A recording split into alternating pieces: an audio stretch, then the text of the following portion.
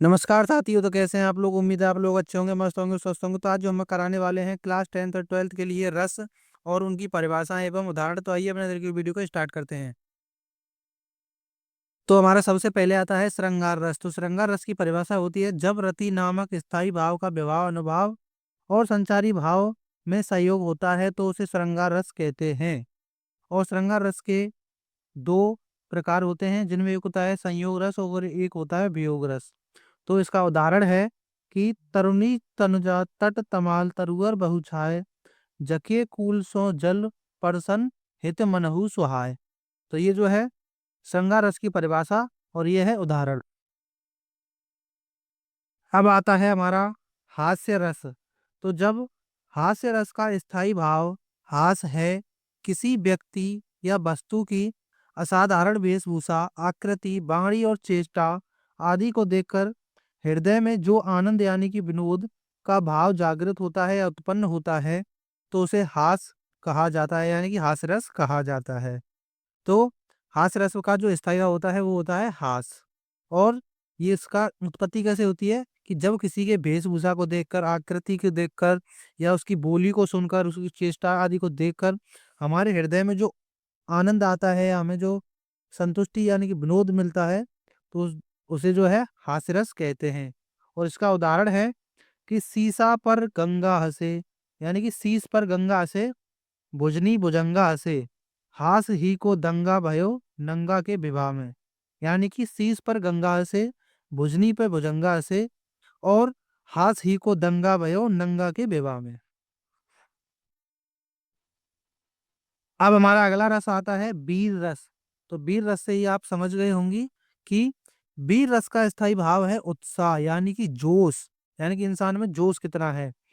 जब भी किसी वाक्य या घटना से वीरता जैसे भाव उत्पन्न होते हैं तो वहां पर वीर रस उत्पत्ति होती है या वीर रस कहलाता है।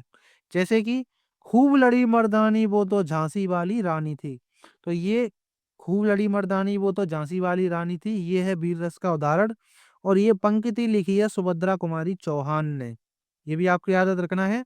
और वीर रस की परिभाषा क्या होती है कि वीर रस में जो है जब भी किसी वाक्य या घटना से वीरता जैसे भाव उत्पन्न होते हैं तो वहां पर वीर रस होता है या वीर रस कहलाता है। अब हमारा नेक्स्ट आता है करुण रस। तो करुण रस क्या होता है कि करुण रस का स्थायी भाव शोक है।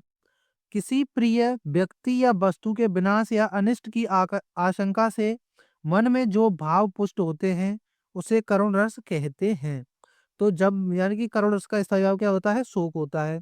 जब भी हमारी कोई मनचाही वस्तु खो जाती है, गुम हो जाती है या व्यक्ति नष्ट हो जाता है, यानी कि उसकी डेथ हो जाती है या वो मर जाता है, तो और जिसके कारण जो हमें जो दुख होता है उसी को जो क्या कहते हैं? करुण रस कहते हैं। करुण रस का उदाहरण है कि करी बिलाप सब रोवही रानी, महाप्रीति कीमी जय बखानी, सुनी बिलाप दुखद दुख लगा, धीरज छूकर धीरज भागा। तो इसमें जो है बिलाप है, यानी कि थोड़ा सा दुख व्यक्त हो रहा है, तो यही जो है करुण रस है। अब हमारा नेक्स्ट आता है रौद्र रस। यानी कि रौद्र रस का स्थायी भाव होता है क्रोध।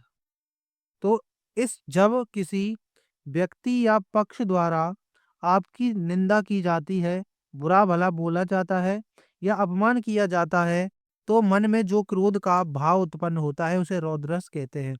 यानी कि रौद्र रस का जो स्थायी भाव होता है वो होता है क्रोध।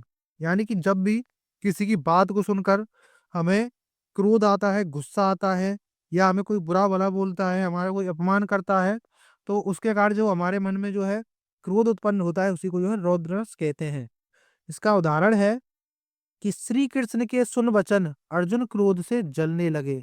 यानी कि ये तब का है कि जब श्री कृष्ण ने जब अर्जुन से वचन लिया था कि आज तुम मेरी सारी बात मानोगे कुरुक्षेत्र के युद्ध में, तो श्री कृष्ण ने जो है निहत्थे और बिना धनुर्धारी के जो है कर्ण पर जो अर्जुन से धनुष चलवाया था, जिसके कारण उसकी मृत्यु हो गई। और इसी कारण जो है अर्जुन को थोड़ा सा गुस्सा आया कि भगवान श्री कृष्ण जो है मुझ पर वो जो है धनुष चलवा रहे हैं। और यहीं पर जो है रौद्र रस उत्पत्ति हुई थी। अब हमारा नेक्स्ट आता है शांत रस। तो शांत रस का स्थायी भाव है निर्वेद। जब कोई व्यक्ति मोह माया से मुक्त होकर वैराग्य धारण करके परमात्मा के वास्तविक रूप का ज्ञान हासिल करता है, तो उसे जो शांति मिलती है उसे शांत रस कहते हैं। उदाहरण है कि मन रे तन कागद का पुतला, लागे बूंद बिनसी जाए, छिनमें गर्व करे क्या इतना। यानी कि इसमें जो है शांत रस है, यानी कि इसमें जो है कुछ भी नहीं पता चलता है। यानी कि जब भी कोई व्यक्ति मोह माया को त्याग कर वैराग्य धारण करके जो है वो परमात्मा के वास्तविक रूप का ज्ञान प्राप्त कर लेता है, तो वहीं पर जो है उसको जो शांति मिलती है उसी को जो है शांत रस कहा जाता है। तो अब जो है ये वीडियो हमारी यहीं पे समाप्त होती है। अगर आपको वीडियो पसंद आई है तो प्लीज वीडियो को लाइक करें, चैनल को सब्सक्राइब करें। मिलते हैं नेक्स्ट वीडियो में, तब तक के लिए जय हिंद, वंदे मातरम। लेकिन उससे पहले एक बात कि इनसे बाहर जो है आपके एग्जाम में नहीं पूछा जाएगा। तो जय हिंद, वंदे मातरम।